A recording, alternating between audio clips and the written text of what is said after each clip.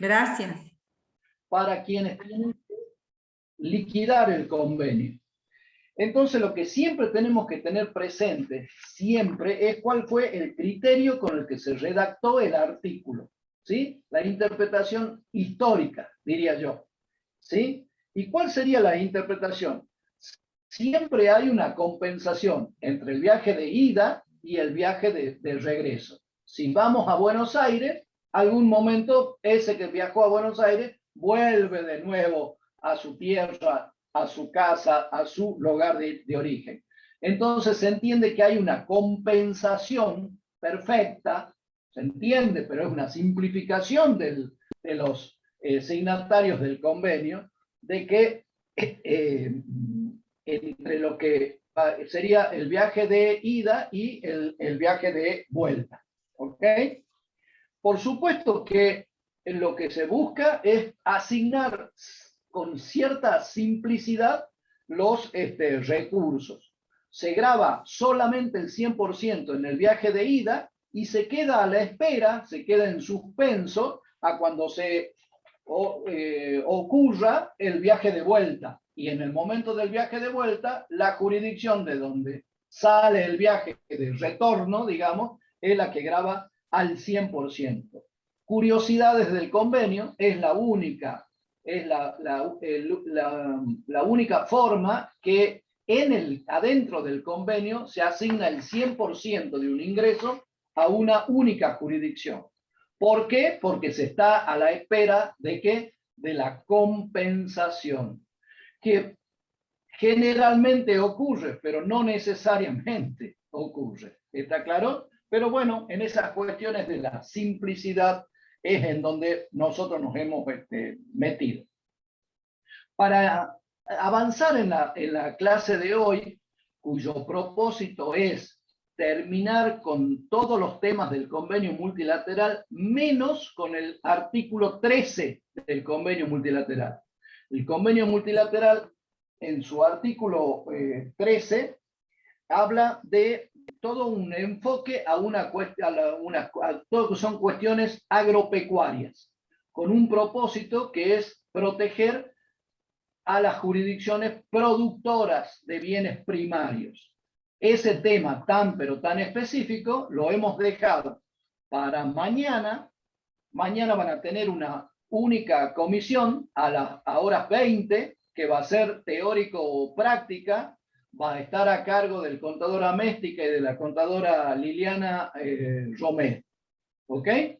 O sea que nuestra tarea con mi socia, la contadora Altamirano, será seguir avanzando con lo que hemos visto de regímenes especiales.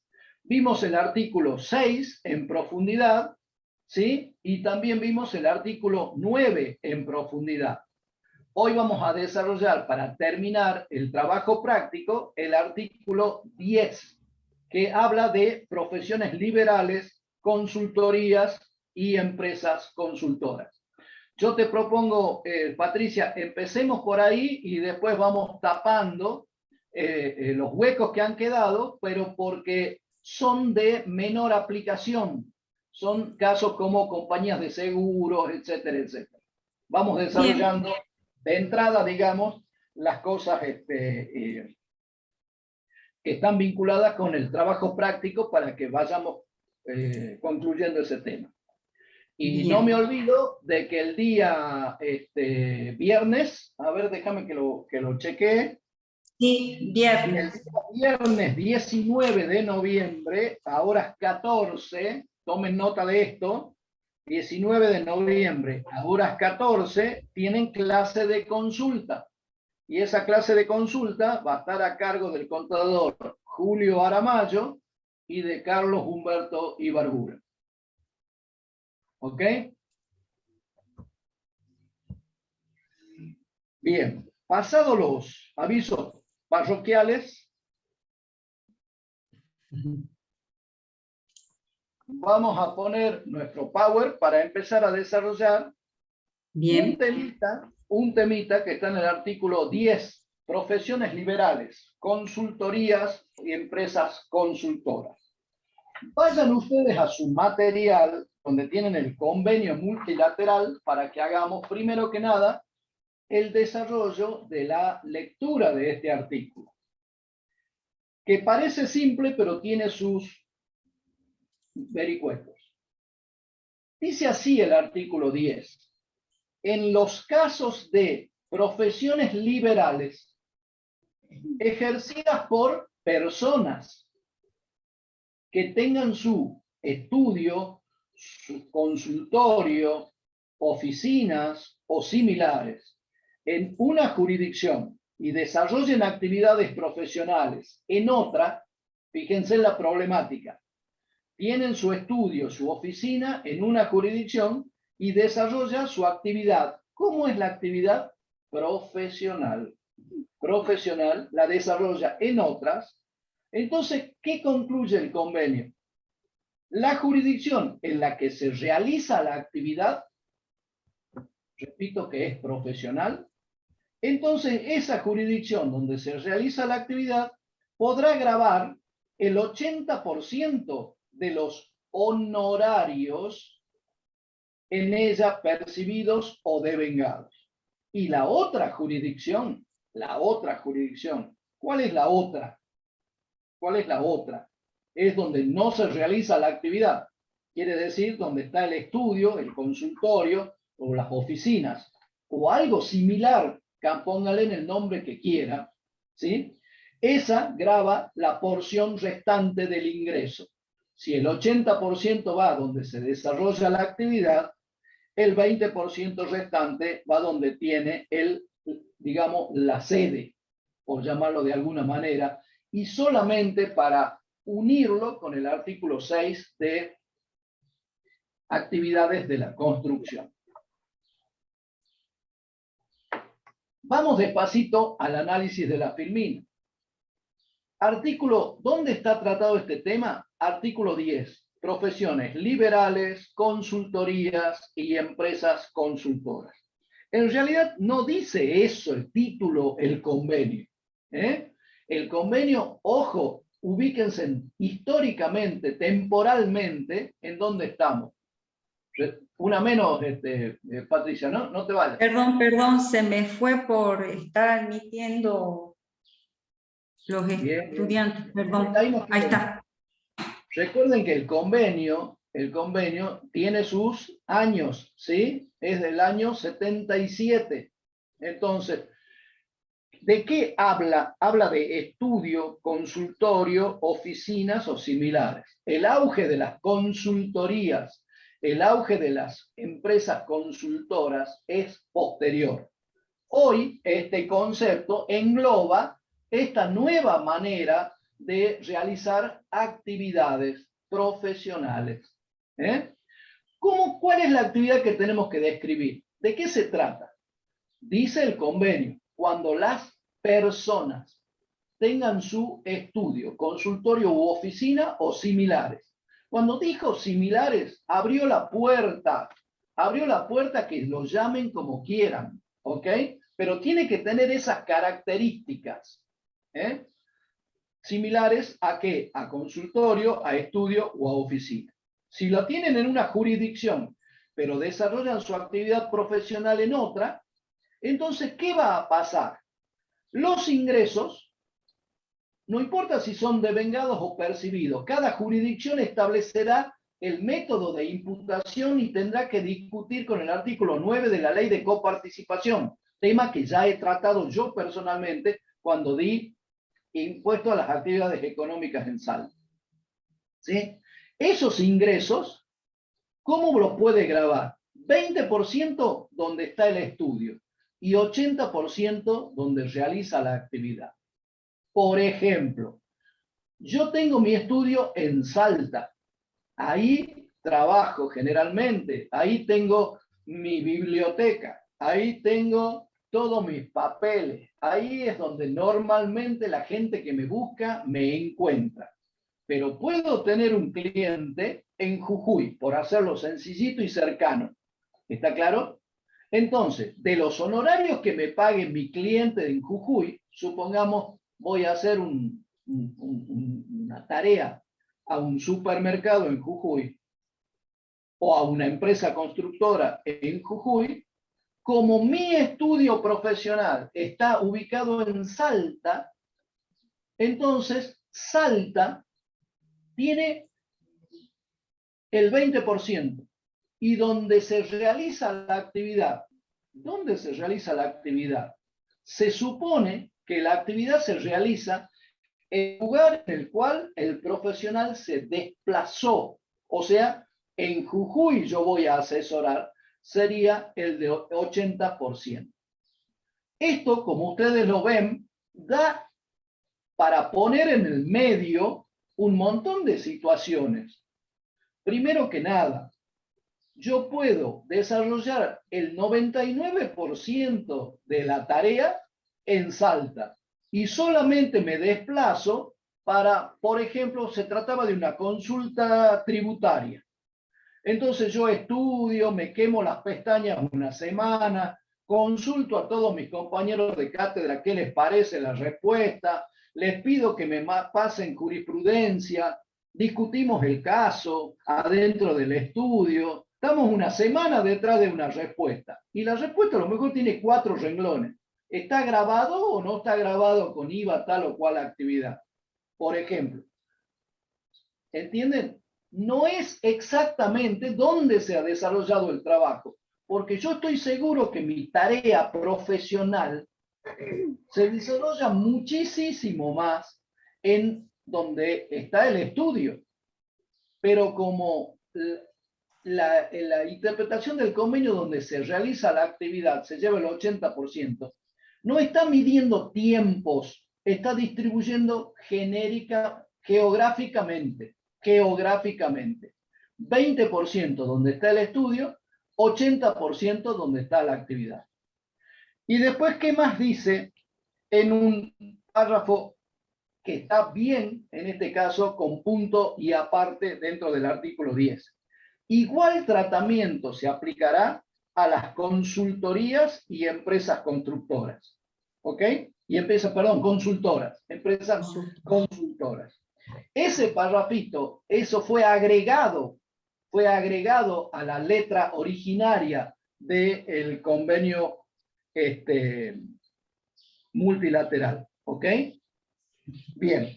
Entonces, vamos a seguir analizando un poquito en la filmina siguiente, por favor, Patricia.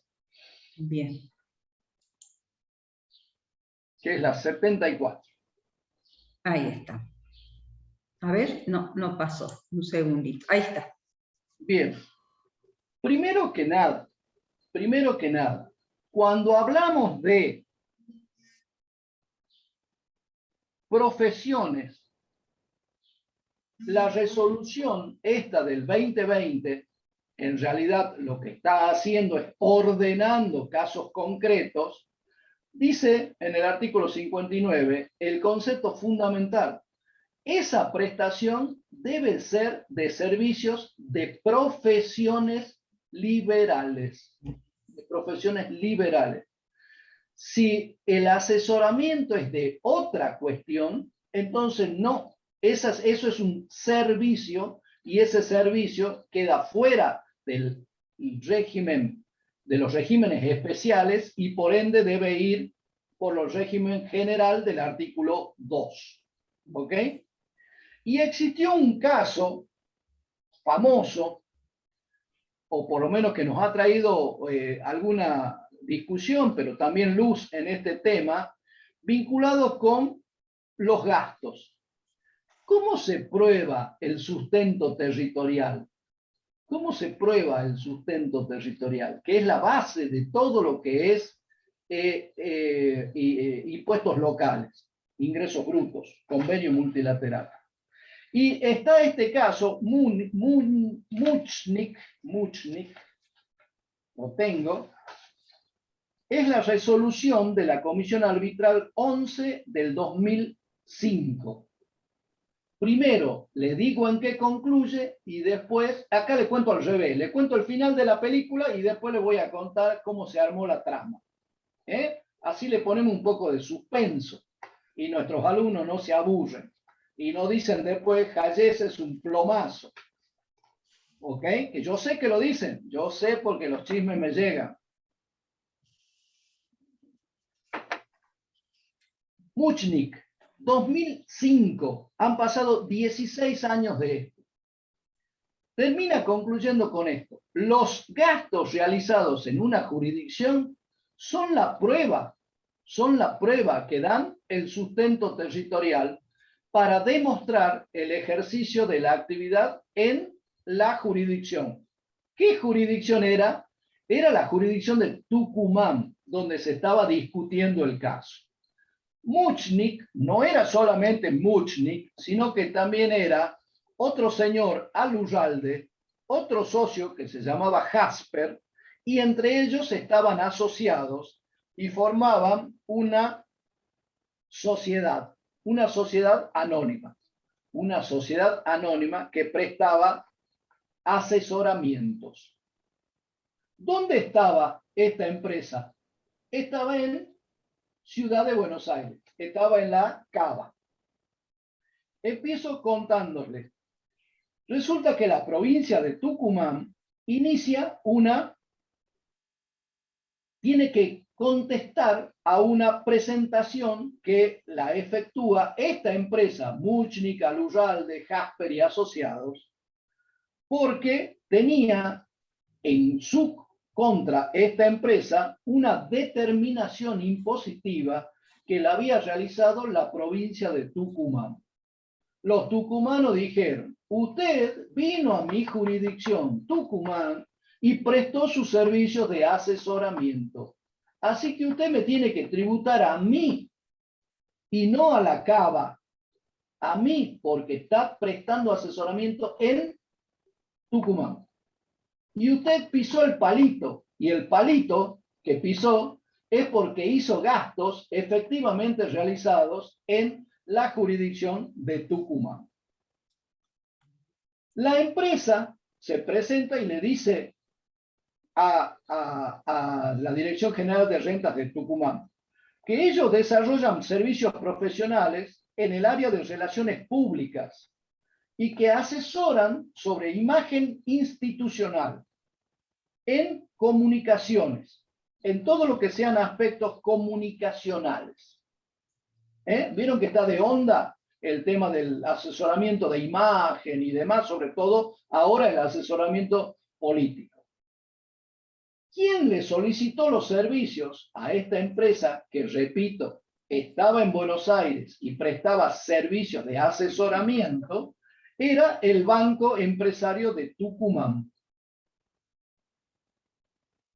Para coordinar cómo iba a ser la tarea, la empresa designó a uno de los socios, concretamente al primero, a Muchnik, ¿sí?, para que trabaje junto con los directivos del Banco de Tucumán y para que desarrolle un esquema para que prepare un plan especial de comunicaciones, cómo tenía que hacer la publicidad, cómo tenía que dirigirse al medio, cómo tenía que enfocar la imagen, su cliente, que era el Banco Empresario de Tucumán.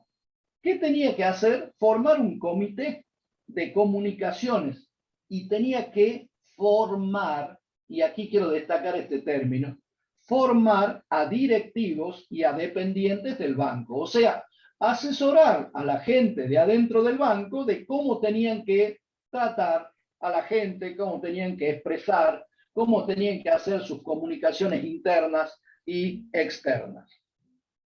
Que ellos desarrollaron toda su tarea en en Buenos Aires. Ellos desarrollaron todo en Buenos Aires.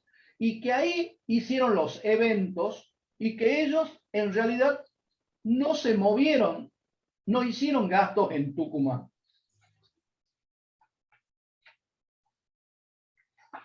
¿Qué dice la Dirección General de Rentas de Tucumán? Son macanas las que ustedes dicen. Por supuesto, en términos menos didácticos, pero más concretos. Tucumán dice, escúcheme, de las facturas que yo he revisado, ahí hay pasajes a Tucumán de su socio, Matías y Diego. Con lo cual ha quedado demostrado que ustedes han trasladado personal de la empresa desde la ciudad de Buenos Aires a la jurisdicción de Tucumán y por ende han realizado gastos en la jurisdicción Tucumán, con lo cual queda perfectamente configurado y acreditado el sustento territorial que requieren las normas del convenio para la atribución de la base imponible. Y existiendo gastos imputables a Tucumán, el propio convenio establece que usted es contribuyente de convenio y acá además me tiene que pagar en esta jurisdicción. Los representantes de la empresa se trasladaron a la provincia de Tucumán, por lo cual ha quedado probado el tema del sustento territorial. Razón por la cual estos sujetos que pretendían declarar en Cava y estaban tributando en Cava, tuvieron que tributar en Tucumán. De nuevo, la base para concluir con este tema, ¿cómo se prueba el ejercicio de la actividad? En función de los gastos efectivamente realizados en la jurisdicción. El convenio dice soportados en la jurisdicción. Me gusta más a mí la redacción efectivamente realizados, porque el que efectúa un gasto no es que lo realiza, no es que lo soporta. No me gusta esa terminología. Ahora, definido que hay un 80 para la jurisdicción y 20 para el otro donde está el estudio, ¿es factible dividir ese 20% donde está el estudio? Y ayer lo vimos también, y por eso quiero empezar con este tema, en el caso de las empresas constructoras, ¿sí? ¿Qué pasa si tenía la empresa constructora más de una oficina, más de una administración, más de un lugar donde, digamos, realiza ese tipo de tareas? La resolución 109 del año 2004, que hoy está incorporada en esa resolución general madre con la que abrimos todos los años el convenio multilateral y que tiene el mérito fundamental de tener ordenado todo, y eso para quien trabaja en impuestos, tener las cosas ordenadas tiene una ventaja fundamental, definía para empresas constructoras, ¿sí? Desde el año, repito, 2004, que las empresas de construcción, ¿sí? Debían así y que tengan su escritorio, administración, oficina en más de una jurisdicción, deberán asignar el 10% de sus ingresos en función de los porcentajes que surjan de considerar la totalidad de los gastos de administración y dirección efectivamente soportados en cada una de las jurisdicciones en las que se desarrollan cada tarea. Y además aclara que si la obra que se ejecuta estaba en la misma jurisdicción donde tiene la sede, entonces por ser sede se llevaba el 10% y por ser el lugar donde se ejecutaba la obra se llevaba el 90%. Y el mérito que tiene esta resolución es definir qué se entiende por lugar de administración, lugar de dirección, escritorio u oficina, como si fueran sinónimos. Escritorio u oficina es como una sola cosa. Estoy hablando de tres cosas distintas: lugar de administración, lugar de dirección, escritorio u oficina. Ayer, Patricia, no sé si vos tocaste este tema. Sí. Bien. Sí. Lo leímos de la resolución general. Perfecto. Bien, ahora ya está el concepto y la pregunta es, ¿se puede llevar una jurisdicción el 100% cuando dejo de hablar de empresas, de las actividades de la construcción del artículo 6, sino que estamos en la clase de hoy, profesiones liberales? ¿Sí? Y la respuesta es sí, porque si yo soy contador que me desempeño en varias jurisdicciones, pero me toca asesorar a clientes que están en la jurisdicción donde yo tengo mi estudio, pues entonces Salta se lleva el 20% por ser la jurisdicción donde tengo el estudio y el 80% por ser el lugar donde se realiza la tarea. La respuesta es sí. Al igual, quiero que comparen el 6 con el 10. Al igual que cuando hablábamos con el artículo 6 ayer. Pero este año, digo pero, y me asusto, porque en el año 2021, cuando ya estábamos medianamente tranquilos, ha salido la resolución general de la Comisión Arbitral, la 1 del 2021. La 1 del 2021. En pleno carnaval, 24 de febrero. Así, volvíamos de ver los tequis en Jujuy y nos enteramos con esto en el viaje. ¿Sí? ¿Qué salió? Interpretar dos cosas vinculadas. Una que ya la voy a tocar de compañías de seguros. ¿Está bien? Que es el artículo 7. Y la segunda, la de profesiones liberales, consultorías o empresas constructoras. Y acá es importante porque el artículo 2 de la resolución define que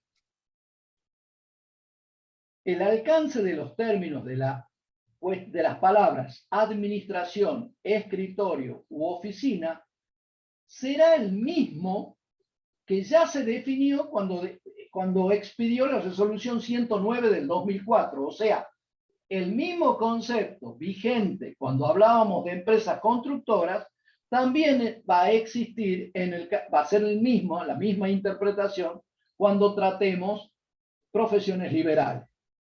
O sea, cuando hablemos de administración, escritorio u oficina. Pero aclara algo más. Respecto del término sede central, a los efectos de la resolución, se entenderá qué es la sede central.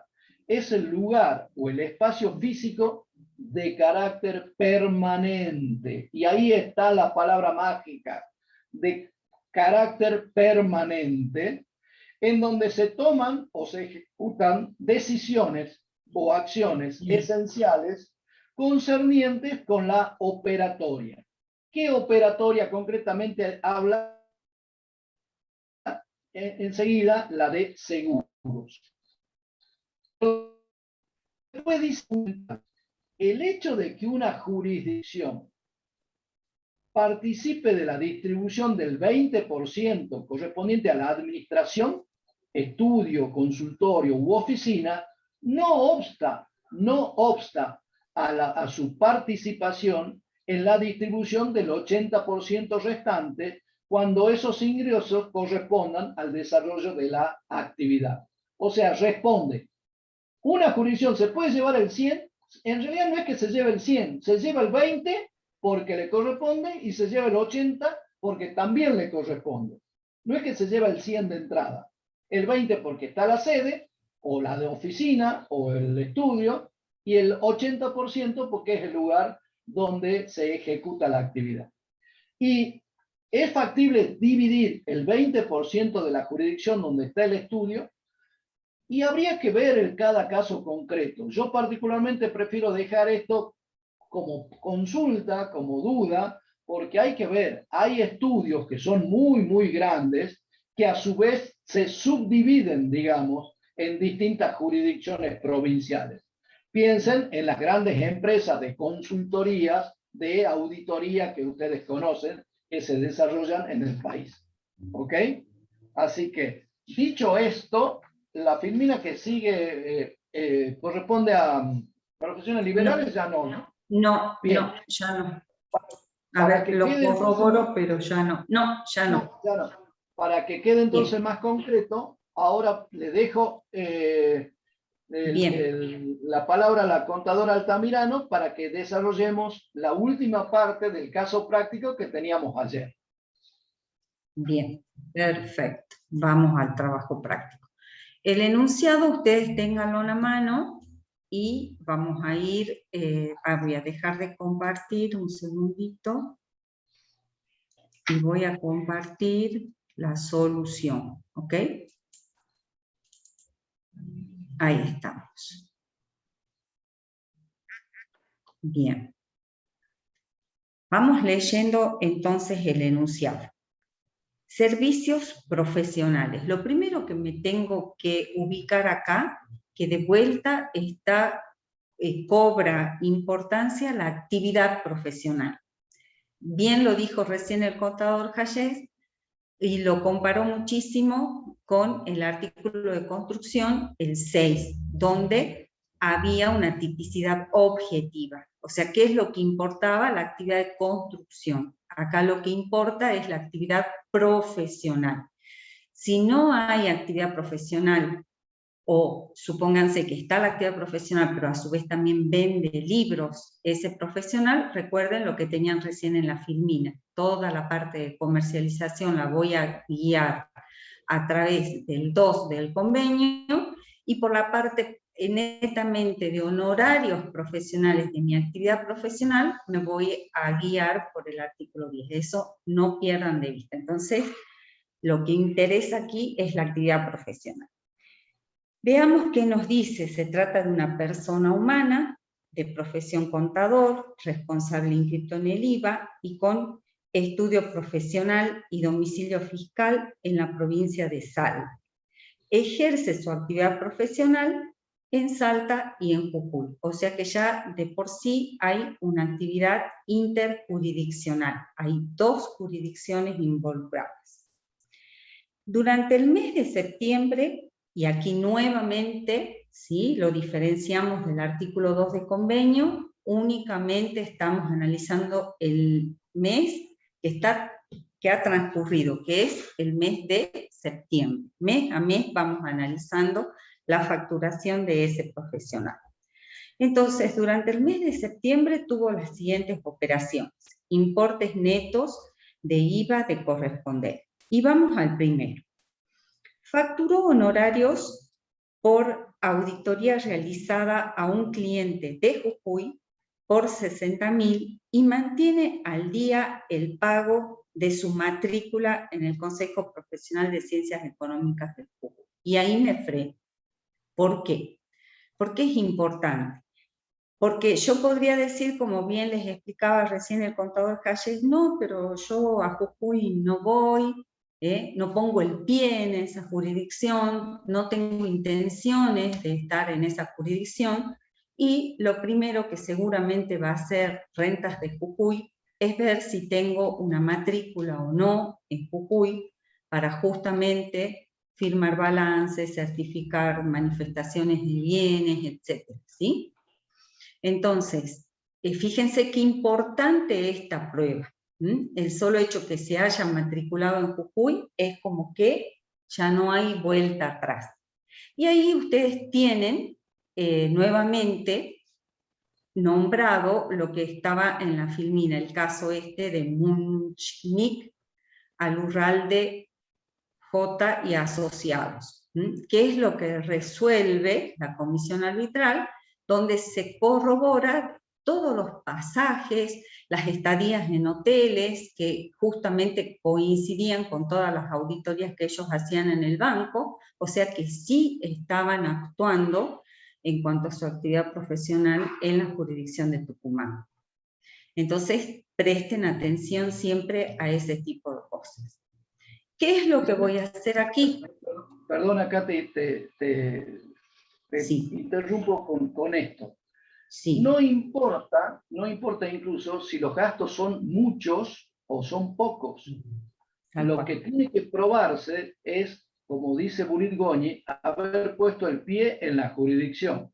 Si el cliente es de Jujuy, analicemos despacito. ¿Qué significa que el cliente es de Jujuy? Supongamos que se trata de una sociedad anónima que está constituida en Jujuy. Si está constituida en Jujuy, solamente se puede certificar los dictámenes de auditoría quien sea contador público nacional matriculado en Jujuy. Entonces, la contadora Altamirano va a tener que matricularse en Jujuy solamente para poder hacer certificar el dictamen de auditoría, o el balance, decimos nosotros, ¿sí? En el Consejo Provincial, Profesional de, en este caso, Jujuy. ¿Entienden? Su estudio, ¿dónde lo tiene y lo seguirá teniendo? Únicamente en Salta. Allá no va ni no tiene nada fijo, nada establecido. Va, asesora y vuelve. Va, asesora y vuelve. Cuando tiene mucho trabajo, se queda a dormir en un hotel o en la casa de una amiga y vuelve. ¿Entienden? Pero ya hay un gasto. Y ese gasto, indudablemente, es obligatorio de ejercerlo para, en este caso del ejemplo, la auditoría. Para hacer asesoramiento impositivo, yo no necesito estar matriculado en Jujuy. ¿Está claro? Yo puedo ir y asesorar a un cliente en Jujuy. No necesito la inscripción. Ustedes que hacen auditoría, sepan que para poder presentar los balances en los consejos respectivos profesionales, el profesional tiene que estar matriculado.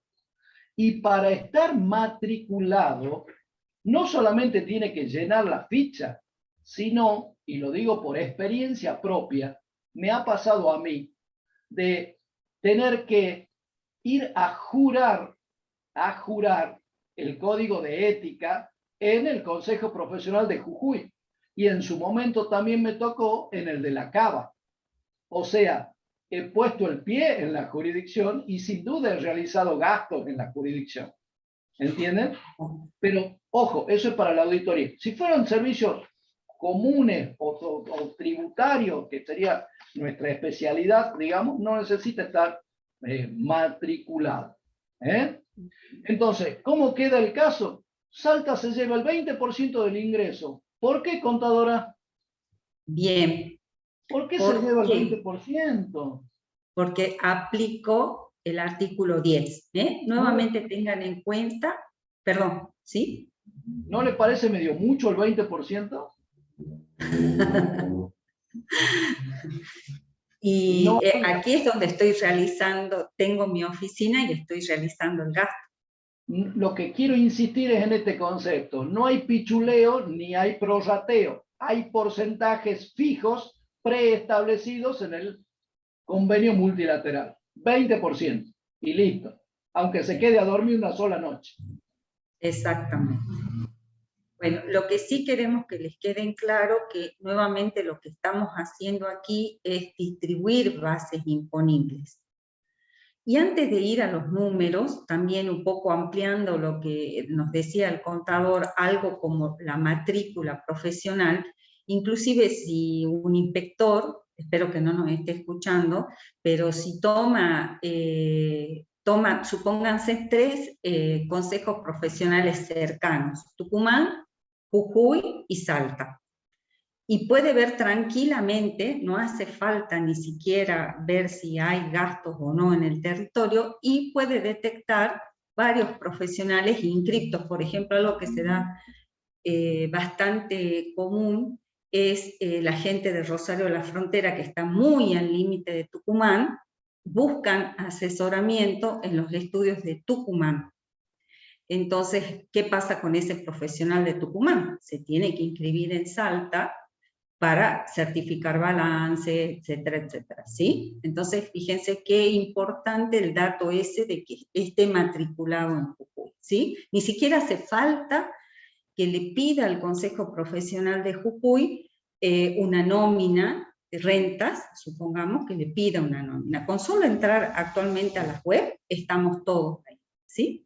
Alguien que se tome el trabajo, seguramente que va a tener bastante trabajo ese inspector con nosotros.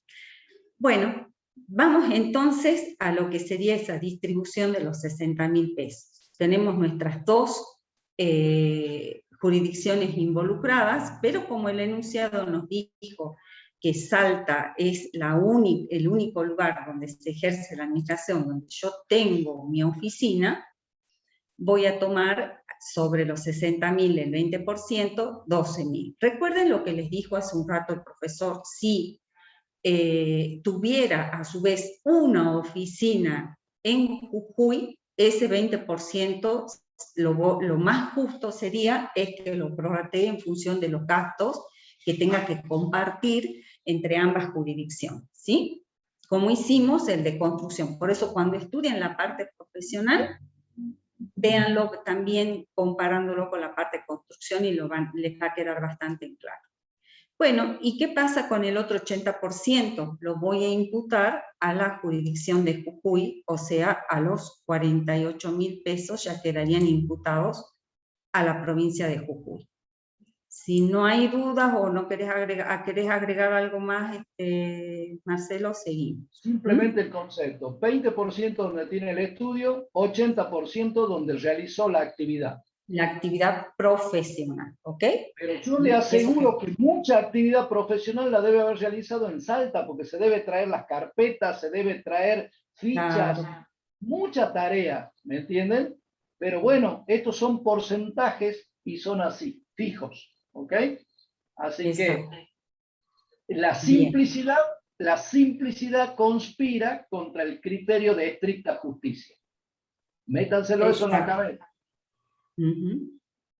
Sí, sigamos con el punto 2, por favor. Bien, en el punto 2 tenemos un asesoramiento también profesional, presten atención a eso, que sea profesional, mensual, realizado en sus oficinas por 150.000. O sea, lo ejerce directamente en sus oficinas, donde nos decía el encabezado de que estaban en Salta. Entonces vamos a interpretar que esos honorarios profesionales corresponden únicamente a la jurisdicción de Salta.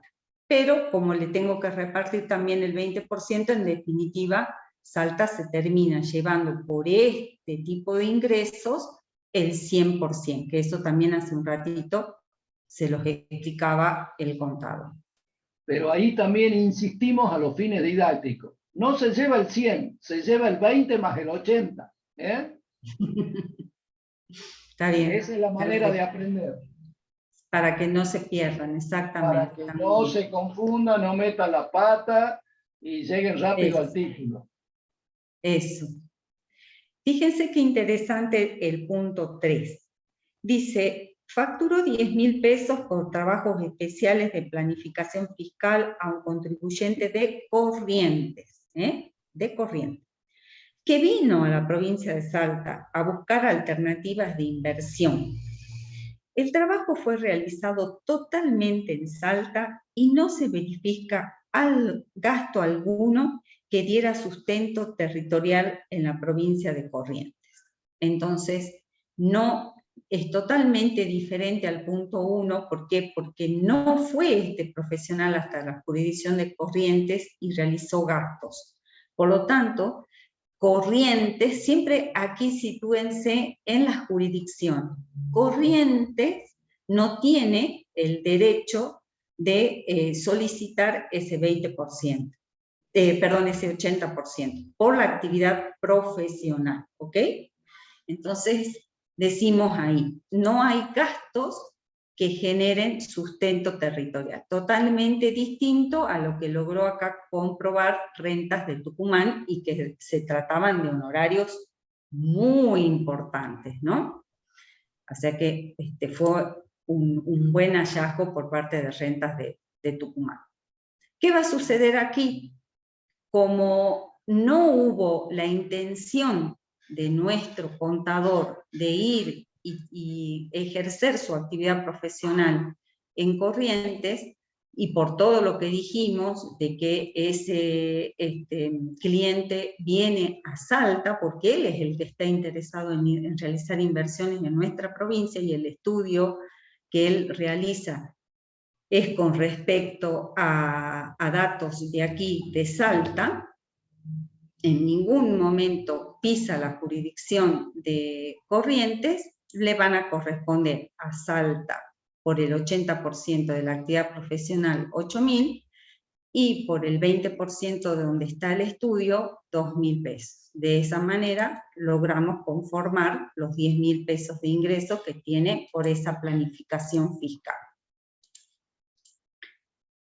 Y en el punto 4, que es el último con respecto a la actividad profesional, fíjense que hace trámites ante el Tribunal Fiscal de la Nación, en Cava, otra jurisdicción, y se facturan honorarios por 15.000 cada vez que se viaja para hacer un seguimiento al expediente. En el presente mes se verifican 2 viajes. Entonces percibe honorarios de 30.000 y los gastos de viaje que generan ya están dándonos a nosotros a entender que hay un sustento territorial. Está colocando el pie en la jurisdicción de Cava. ¿Tiene derecho Cava a llevarse ese 80% por la actividad profesional? Sí.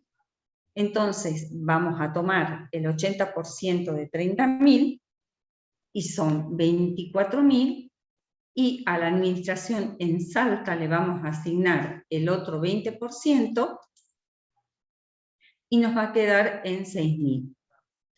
De esa manera, de todos los honorarios profesionales, los 250.000, nosotros ya tenemos la torta para la distribución, con la diferencia que vamos a tener que sumar lo que ya le hemos asignado a Salta por el 20% de la administración y lo que hayamos asignado por la actividad profesional. Si sumamos los 50.000 más los 128.000 que tenemos aquí, se los pinto para que lo vean, ¿qué tenemos allí? Los 178.000 que estoy haciendo aquí, asignando bases, distribuyendo las bases, ¿sí? Jujuy 48.000, que lo tenemos aquí arriba, y Cava 24.000, que también ya estaban totalizados aquí. Y en el enunciado nos dice, considerar que a los fines de la determinación, aquí también nos pide determinar el impuesto, que el tratamiento impositivo en cada jurisdicción es el siguiente. Salta al 3,6%, Jujuy al 3% y Cava es exento. Y efectivamente es así, con este tipo de alícuotas se maneja actualmente. Por lo tanto, yo voy a designar el impuesto para Salta y me va a dar que tiene que ingresar un impuesto de 6.408. Si aplico el 3% sobre la base imponible de Jujuy, los 48.000 me da 1.440, y Cava lo considera exento. Directamente no tributa. Otra jurisdicción que, por ejemplo, no tributa es Córdoba. La actividad profesional está totalmente exenta. Bueno, siempre presten atención a lo que les decíamos ayer. Siempre se pide distribuir las bases aplicando las normas del convenio multilateral, que es lo que hemos logrado determinar aquí, en esta partecita, y después les pide determinar el impuesto a los ingresos brutos para las jurisdicciones involucradas. O sea, jurisdicción por jurisdicción voy a ir determinando el impuesto a ingresar, ¿no? O el impuesto determinado, ¿sí? Que después, si tengo retenciones, las tendré que considerar, que es lo más común, ¿no? No sé si querés agregar algo más, Marcelo. No, Parece que hay una pregunta. Te iba a tirar una idea de que a lo mejor a vos te convenga abrir una oficina en Córdoba de manera tal de que de esa manera, al asignarle el 20% de tus honorarios a la jurisdicción Córdoba, ¿sí? Podés tener una importante reducción de costos en materia impositiva. ¿Ok?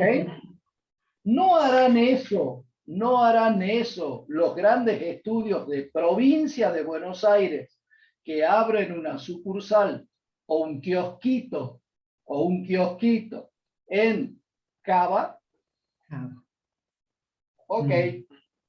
Vamos a avanzar con la teoría. Perdón, hay una pregunta de Cristian. A ver, Cristian, ¿cuál era la pregunta? ¿Me la lees, Dice, Patricia? sí. Profe, en el caso en que el asesoramiento se realice por teléfono, o sea, por ejemplo, una consulta, y no realice gastos en esa provincia, Ujú. ¿Qué ¿qué pasa? pasa? Bien, ¿a cuál de los casos te irías, Cristian, de los que hablamos nosotros recién? ¿A dónde me llamó por teléfono? Seguro que me encontró en dónde. Sí, Profe, seguro que me encontró en mi estudio, razón por la cual lo más probable es que el asesoramiento lo haya brindado, digamos, desde el estudio. ¿Ok? Exacto. Yo te sugeriría que acá vos no te tenés que complicar el tema de todo lo que es contratos entre ausentes. ¿Mm? Vamos a la teoría, por favor, Patricia, en el Bueno, orden que vamos terminando el convenio. Vamos al artículo 7, compañías de seguros. bueno, cómo no, un segundito que Como estos comparto. temas no son de aplicación generalizada, no es que no tienen ejercitación práctica, ¿ok? Pero es necesario que también lo desarrollemos.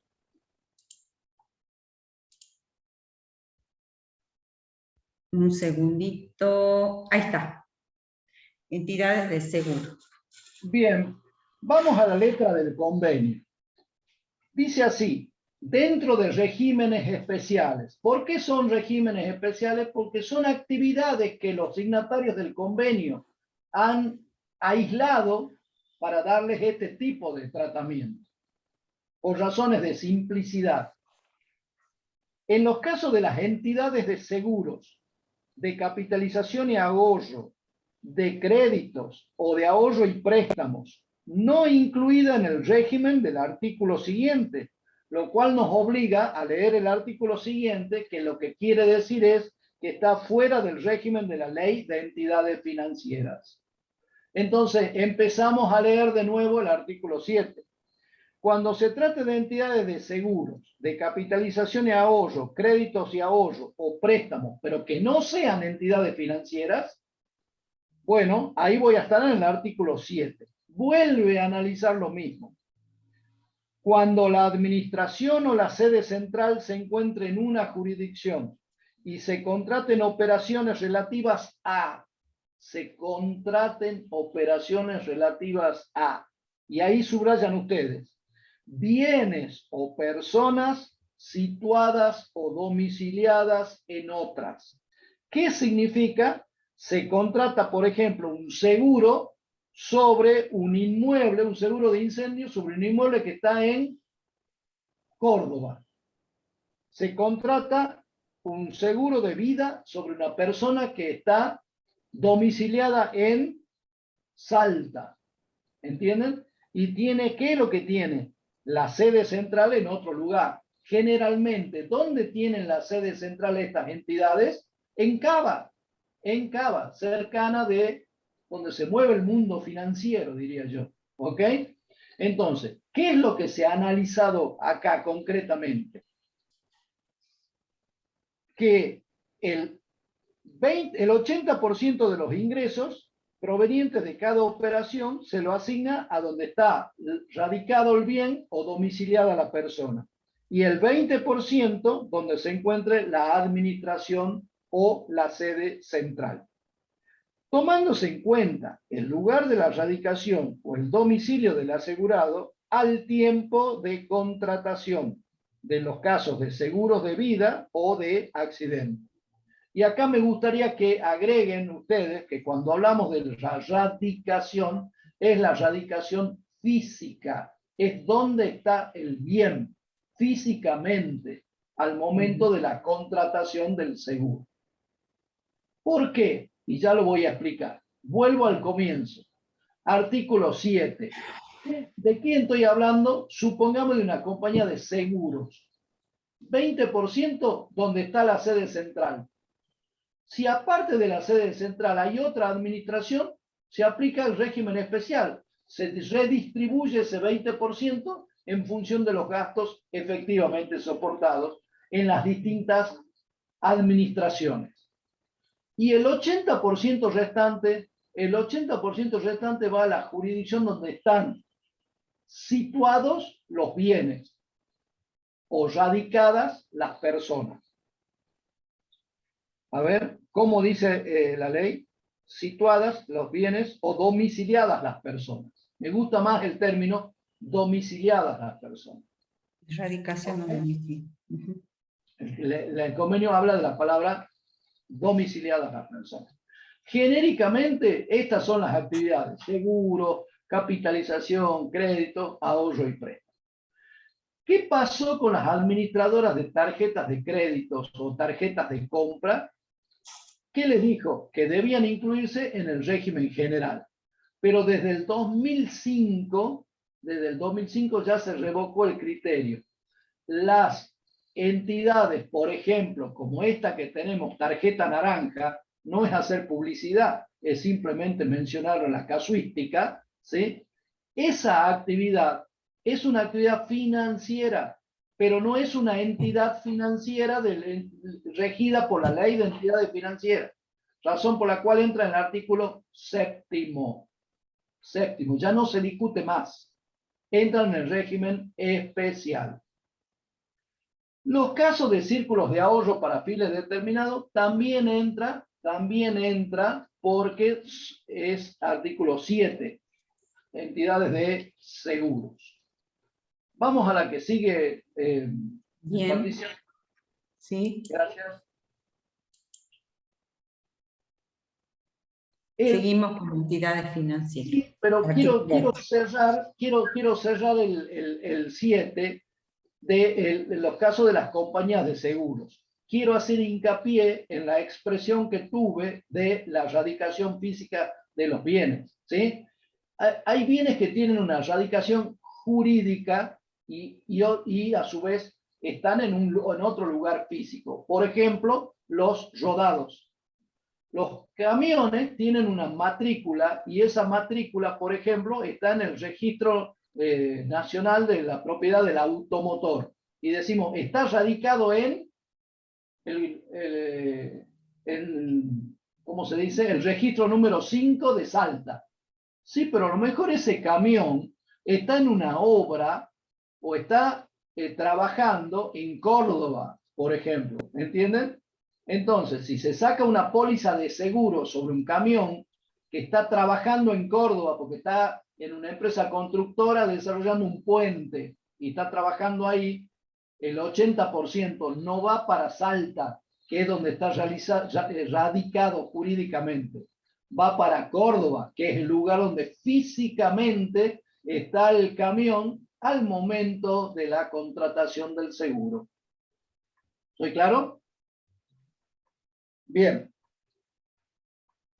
Sigamos. Ahora me voy al artículo 8. El 8, por oposición al 7, necesita sí o sí que se trate de entidades financieras regidas por la ley de entidades financieras. En el 7, repito, no. ¿Qué dice el 8? Cuando los contribuyentes está comprendido en la ley de entidades financieras, cada fisco puede grabar el ingreso que le corresponda. Fíjese qué curiosa la base imponible. La base imponible será la proporción de la sumatoria de ingresos, intereses pasivos y actualizaciones de cada jurisdicción en la que la entidad tuviese casas o filiales habilitadas, respecto de iguales conceptos en todo el país. Y empiezo de nuevo. Primero, ¿qué es la sumatoria? En realidad no debió haber dicho la sumatoria, sino que debió haber dicho la suma algebraica. ¿Por qué? Porque dice sumatoria de ingresos y de intereses pasivos. ¿Qué son los intereses pasivos de un banco? Son los intereses que le pagan a sus clientes. Entonces yo tengo, por un lado, ingresos, que son los intereses activos, los que el banco cobra cuando otorga un préstamo. Pero a su vez, como esa platita no es del banco, sino que es de los depositantes, ¿sí? Pagan intereses pasivos. Entonces, donde ahí dice sumatoria, a mí particularmente me hubiera gustado que los signatarios del convenio hubiesen puesto la suma algebraica de entre ingresos menos los intereses pasivos y las actualizaciones pasivas. ¿Eh? ¿Está claro? O sea, el spread, eso se llama el spread, la diferencia entre la tasa activa y la tasa pasiva. Pero miren qué curioso, solamente para jurisdicciones donde existan casas o filiales habilitadas. Casas o filiales habilitadas. O sea, puede haber préstamos otorgados a alguien, por ejemplo, es un banco de Jujuy, tiene sucursales en San Salvador de Jujuy, tiene la casa central en San Salvador de Jujuy y tiene sucursales en San Pedro de Jujuy, en Perico, en Jujuy. Pero viene alguien de Humahuaca a pedir un préstamo y le dan el préstamo. ¿Entienden? Entonces, lo único que tiene que analizarse es solamente en las jurisdicciones donde existan casas o filiales habilitadas. Sepan ustedes que las entidades financieras, llevan contabilidades y tiran balances diarios, y que cada una de las respectivas casas habilitadas o filiales habilitadas también tiran sus balances diarios. Esto que parece difícil, en realidad es una tarea que las sucursales, las entidades financieras, la realizan todos los días, todos los días. Yo he tenido la suerte de tener como experiencia profesional hacer auditorías de bancos. Entonces, esto que parece difícil de conseguir información es en realidad más que sencilla, porque es información que elaboran todos los días y que a su vez es elevada a la autoridad de aplicación, que es el Banco Central de la República Argentina. Lo curioso de esto es que se confeccionan coeficientes mensuales y bases imponibles acumuladas. Tiene una declaración jurada especial que es el CM04, un número muy especial solo para este tipo de entidades. No los quiero, digamos, complicar mucho, pero recuerden esto: si no tiene casa o filial habilitada, todo el ingreso es donde se hizo la operación. Y esa asignación se realiza según donde se utilizan los fondos. ¿Dónde es donde se utilizan los fondos? Y el banco presta plata a una sociedad anónima, y la sociedad anónima, ¿qué le dice? No siempre le dice dónde va a utilizar los fondos. Probablemente sea para refinanciar otro préstamo o para escaparse de otro banco que le cobra una tasa más alta. Es bastante difícil el lugar de utilización económica de los fondos. Bien, los conceptos se incluyen y se excluyen de esa sumatoria, y eso está específicamente en la Resolución General 20. ¿Sí? Así que es muy particular, simplemente cumplimos con darlo. Sepan que no le vamos a exigir esto, pero es bueno que ustedes lo sepan. El artículo 9 ya lo dimos, el artículo 10 del convenio ya lo dimos, así que tenemos que ir a uno muy interesante, que sería el artículo 11. Bien, muy bien. Vamos al artículo 11. ¿A qué se refiere? Rematadores. Dice así el convenio. Vamos a la letra del convenio siempre. En los casos de rematadores, comisionistas o otros intermediarios. Fíjense que acá el género es intermediario, igual que cuando analizamos IVA. Bien, pero la redacción habla de rematadores, comisionistas o intermediarios, que tengan su oficina central en una jurisdicción y rematen o intervengan en la venta o negociación de bienes, y acá quiero que subraye la palabra bienes, porque si dijo bienes, ¿qué dejó afuera? Dejó afuera los servicios. Entonces acá únicamente estamos hablando de comisionistas, intermediarios o rematadores, ¿sí?, que intervienen en la venta o negociación de bienes. Esos bienes están situados en otra jurisdicción, tenga o no tenga sucursales en esa jurisdicción. Entonces el convenio termina diciendo, primero, la jurisdicción donde están radicados los bienes, de nuevo subrayan la palabra bienes porque es enfático el signatario del convenio, dice, donde están los bienes radicados puede gravar el 80% y el 20% la jurisdicción restante. Entonces, empecemos a analizar. Primero, quiero que anoten ustedes también de que acá no incluye a los productores de seguros. Los productores de seguros son intermediarios, pero son intermediarios en servicios. El servicio es el servicio de aseguramiento de riesgos. ¿Entienden? Es un error bastante común confundir y meter acá a los productores de seguros en el artículo 11. Por supuesto, debe ser contador que no estudió en la UNSA, es otro, es de otra jurisdicción. Extraña jurisdicción, diríamos. Vamos a describir la actividad. ¿Qué dice? Que estos señores, hablemos de los rematadores, hablemos de los comisionistas, ubiquémonos en un solo caso, un comisionista. Tiene su oficina central en una jurisdicción. ¿Y qué está haciendo? Interviene en la venta o negocia bienes en otra jurisdicción. ¿Ok? Entonces, ¿qué hace? ¿Cómo se distribuye? De nuevo, es siempre el mismo concepto. Pivotamos en el mismo concepto. ¿Dónde está la oficina central, señor? En Salta. 20% para Salta.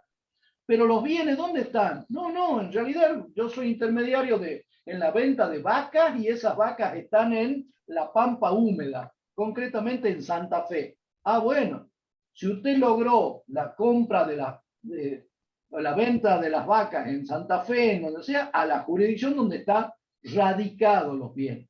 Esa radicación, la expresión radicado, tampoco me gusta mucho, porque hay muchos bienes que no son radicables.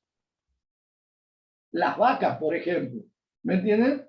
Un automotor es fácil, pero hay algunas cosas que, pero bueno, lo que quiere decir es, hay una jurisdicción sede, hay un lugar donde están los bienes. Donde están los bienes el 80, donde tiene la sede el 20.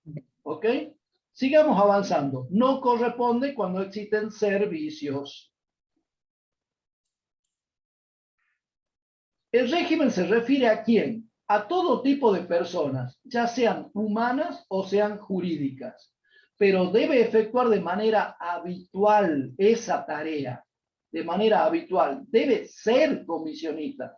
No es que Marcelo Jayé encontró la posibilidad de tener un pasamano ahí, pasándole un dato de un cliente al otro y ganándose unos pesitos por el pasado del dato. ¿Entienden?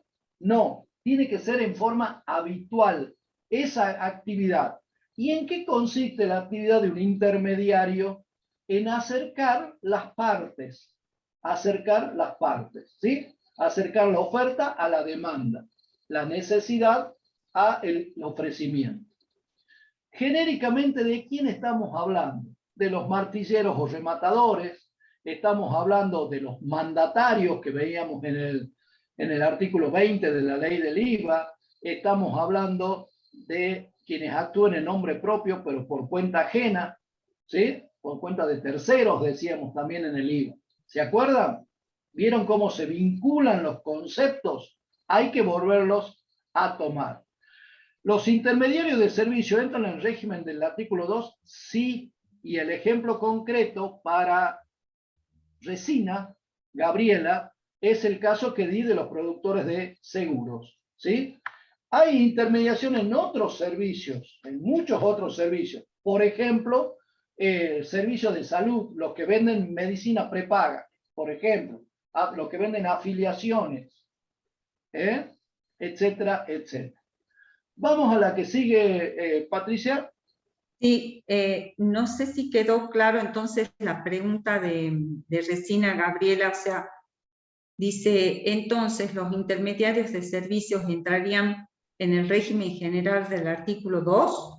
Sí, Sí, sí, ¿ok? porque Bien, eso quería saber, si había la quedado claro. interpretación, me voy a la clase de ayer, la interpretación para el encuadramiento en el régimen especial debe ser estricta. Estricta es que se cumplan las condiciones. Y las condiciones es que sean bienes.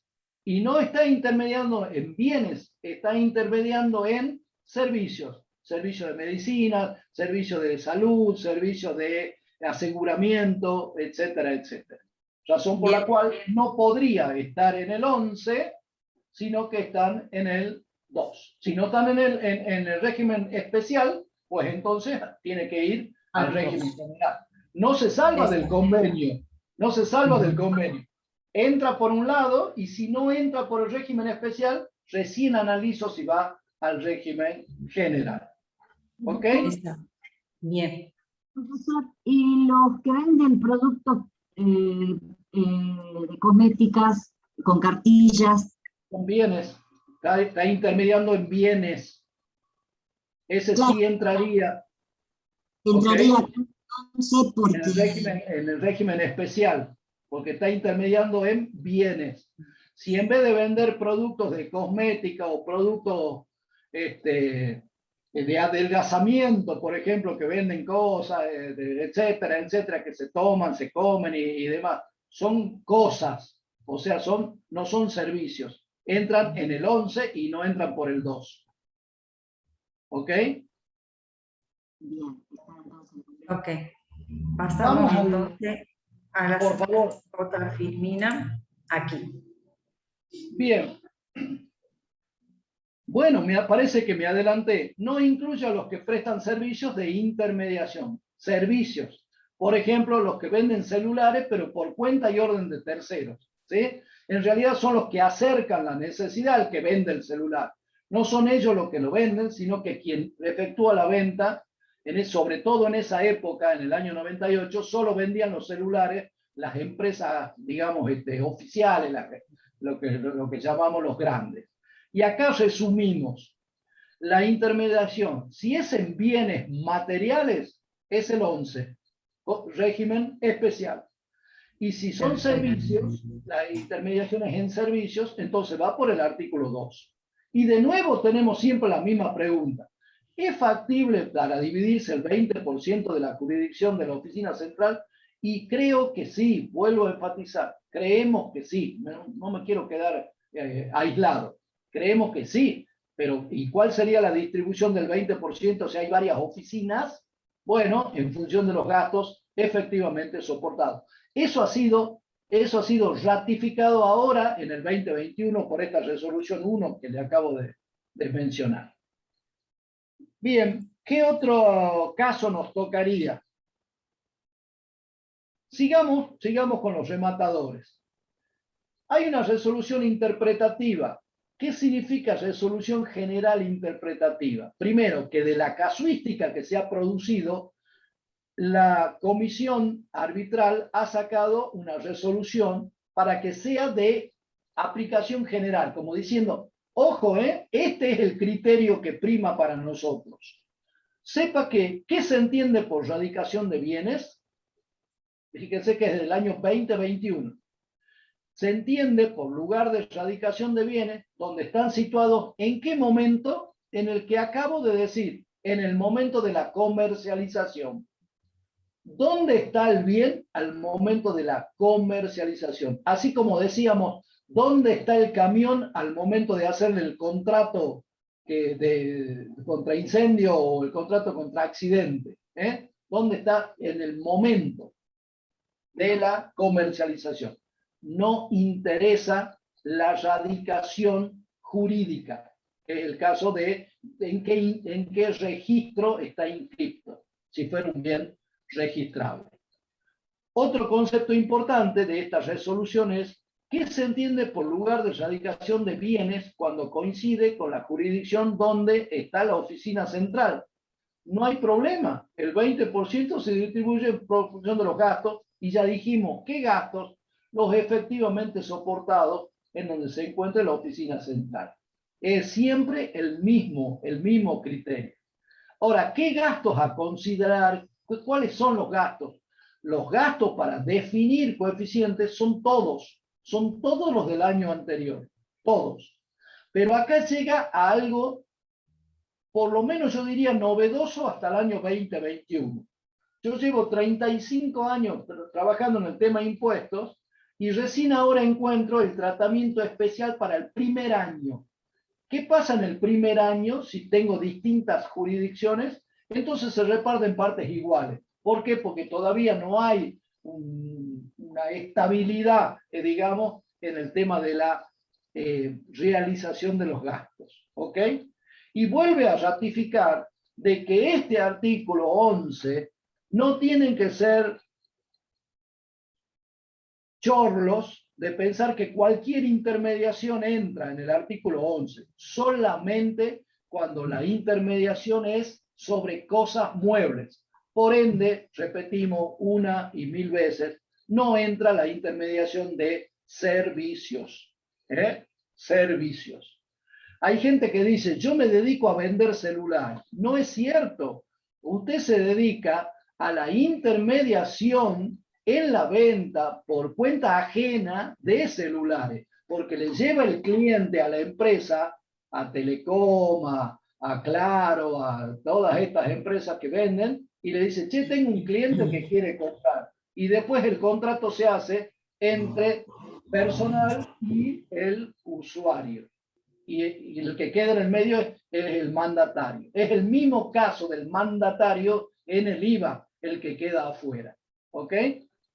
Bien, ¿qué otro casito nos queda, contadora? Seguimos con esto. ¡Qué plomazo! El artículo 11 este.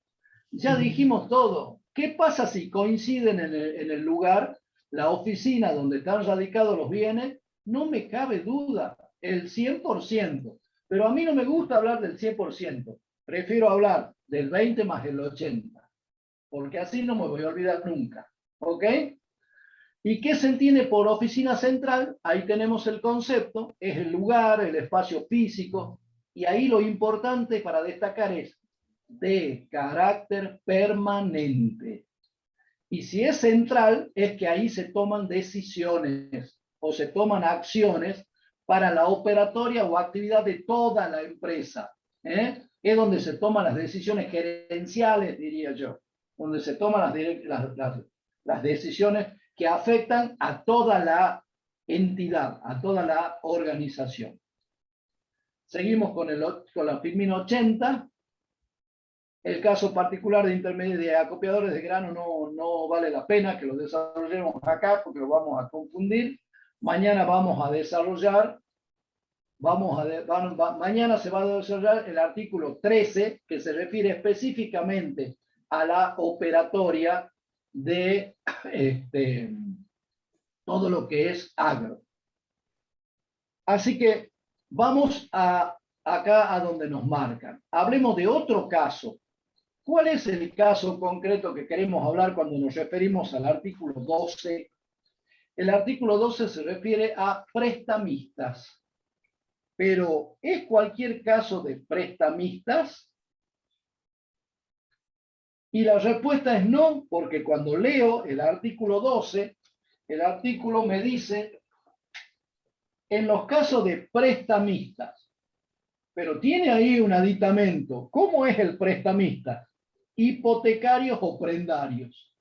Primer caso, primera crítica, no existen los prestamistas hipotecarios o prestamistas prendarios.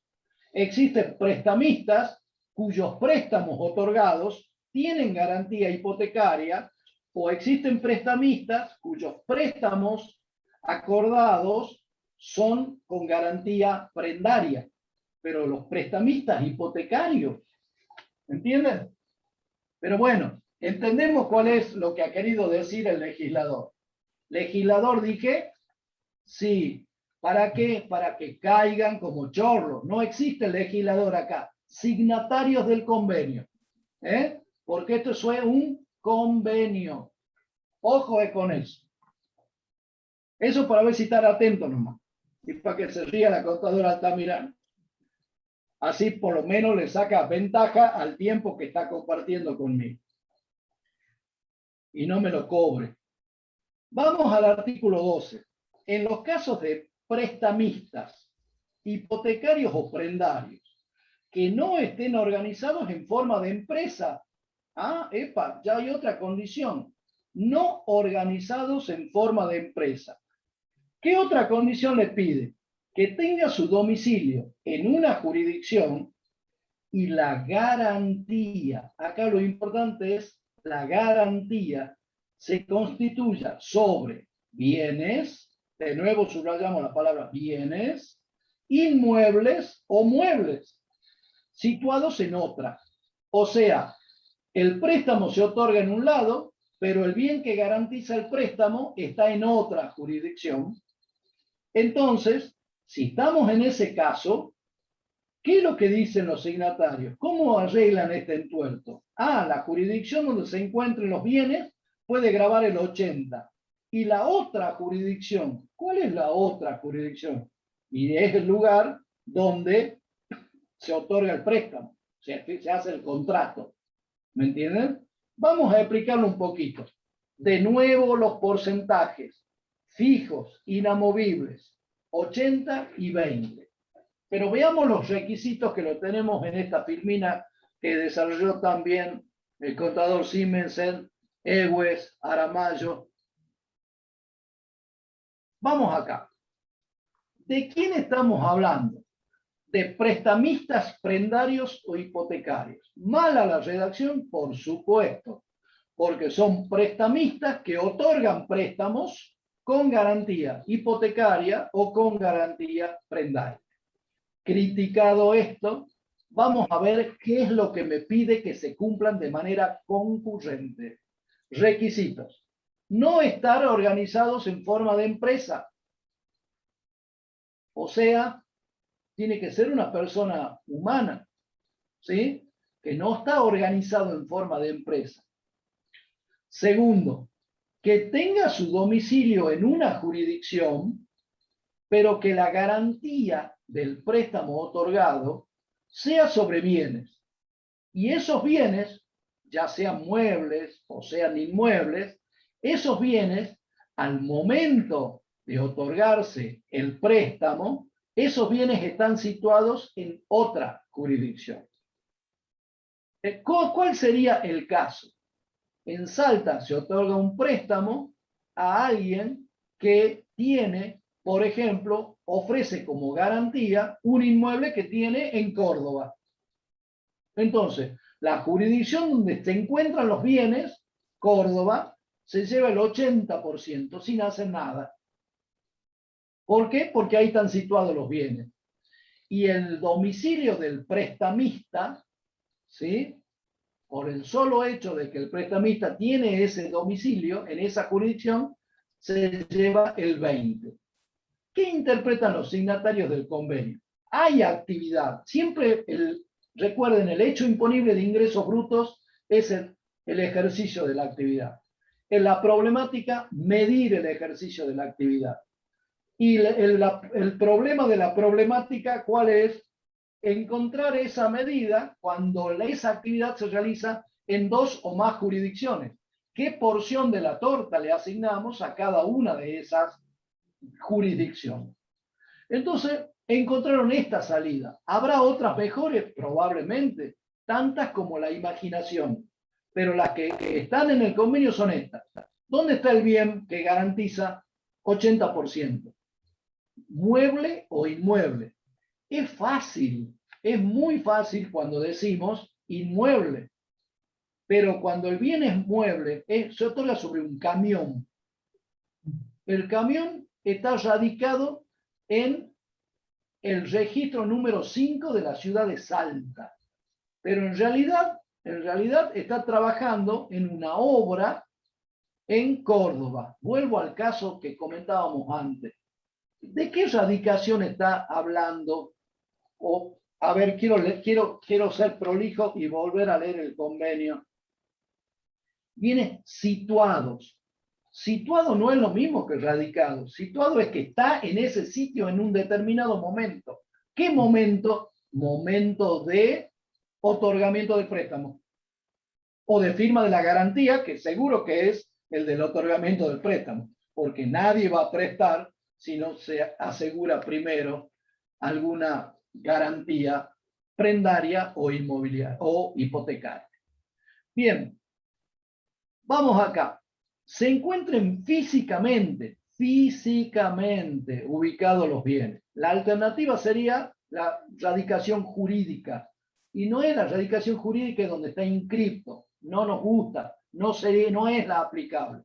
En esto concuerda en general la doctrina de manera, digamos, pacífica. Y acá sí hay que entender que el análisis se realiza operación por operación. Uno por uno, cada uno de los préstamos. Primero, ¿cuál sería la base imponible? Y la base imponible es el interés que se origina como consecuencia del préstamo prendario o hipotecario. ¿Está claro? La base imponible. La base imponible. Alguna vez preguntamos esto, ¿cuál es la base imponible? Lo que cueste el camión, lo que valga el inmueble otorgado en garantía en Córdoba. Por supuesto, el examen se tiene que terminar ahí porque el alumno aparentemente no entendió de qué estábamos hablando. ¿De qué estamos hablando? De encontrar la medida de la actividad. La medida de la actividad es la base imponible y la actividad es el hecho imponible. Y si la actividad se realiza en 2 o más jurisdicciones, hay aplicación del convenio. Y si entra del 6 al 13, va por el régimen especial. Y si no entra, bueno, por más flexibilizaciones que hubo, digamos, ya no es una interpretación demasiado estricta, ¿sí? Sigue siendo estricta en el sentido de que se deben cumplir con todos los requisitos, pero se ha flexibilizado en muchas cuestiones. Bueno, si no entra del 6 al 13, no va por el especial, pero no se salva del convenio y va la liquidación por el régimen general. Esto es por la aplicación de coeficientes, etcétera, etcétera. ¿Qué nos sigue de contadora? ¿De qué nos olvidamos? Vamos al 85. A ver. Bien. Requisitos. ¿Qué requisitos? No tiene que estar organizado como empresa, ya lo dijimos. Comprende los préstamos, porque está mal redactado, con garantía hipotecaria, si es sobre inmuebles, prendaria, si es sobre muebles. No distingue si la garantía prendaria es sobre bienes registrables o no, pero la más común siempre es sobre bienes registrables. Consideramos que es para ambos casos es aplicable el régimen, por supuesto. Es sobre cualquier tipo de bien, aunque fueren no registrables. Pero, ¿puede haber otro tipo de bienes? Sí. Esto que sigue es para la clase de mañana. Ustedes van a tener esta clase mañana del artículo 13. Mi sugerencia es la siguiente. Primero, es un artículo complicado. En realidad podría ser 3 artículos distintos. Simplemente tiene 3 párrafos donde cada uno de los párrafos analiza una situación diferente.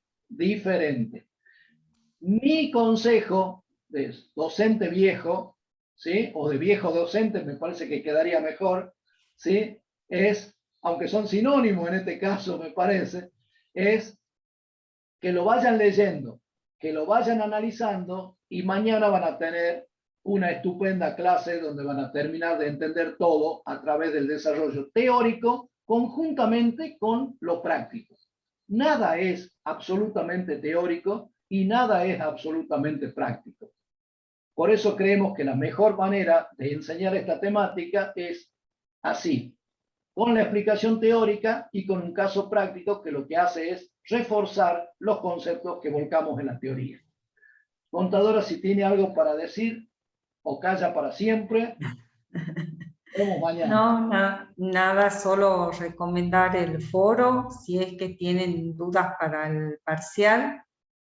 Y nada más, no sé si hay alguna duda que me estén necesitando. Tengo una pregunta. ¿Podrías repetir cuál es la base imponible y cuál es? Voy a buscar de nuevo la pregunta. ¿Cuál es la base imponible y cuál es el hecho imponible del artículo 12?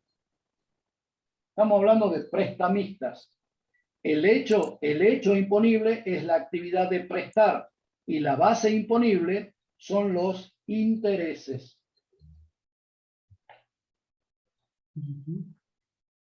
Gracias por la pregunta. Me parece muy bien, René, que si te quedaste con dudas, por supuesto que la hagas. Estamos para eso.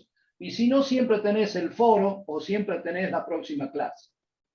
Bueno, con esto y agradeciendo a la compañía, sobre todo ayer que jugaba Argentina, ha sido duro, pero gratificante saber que hay muchos seguidores. La seguimos mañana. Gracias, Patricia, por la compañía. De nada, gracias vos. Siempre Gracias un vos, gusto. siempre un gusto. Gracias, chicos, que sigan bien y éxitos con el tercer parcial.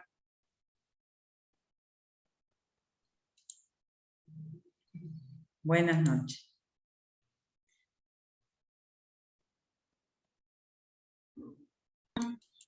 ¿Quién será, pues?